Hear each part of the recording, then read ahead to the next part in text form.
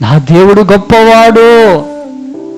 సింపిరి బట్టలు వేసుకుని తిరిగినా నేను గొప్పవాడిని దేవుని సన్నిధిలో. నా దేవుడు నా రాజు ఉన్నాడు, నా రాజు దేవుడు, నా రాజు నేను ఆరాధిస్తున్న దేవుడు.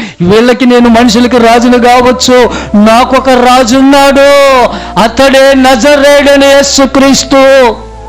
మన దేశానికి ప్రధానమంత్రి ఉండొచ్చు, రాష్ట్రానికి ముఖ్యమంత్రి ఉండొచ్చు, మన ఆత్మీయ జీవితానికి ఎవరు రాజండి? నువ్వు ఆరాధిస్తున్న దేవుడైన నజరేయుడు యేసుక్రీస్తు ప్రభువు వారు నీ కొరకు నా కొరకు ప్రాణం పెట్టిన ఏకైక దేవుడు, నా రాజు. హల్లెలూయా, నా రాజు. నువ్వు గణపరుస్తున్నది ఎవరిని? నీ రాజును గణపరుస్తున్నావా? నీ హృదయమందు కొలువై ఉన్న రాజును గణపరుస్తున్నావా?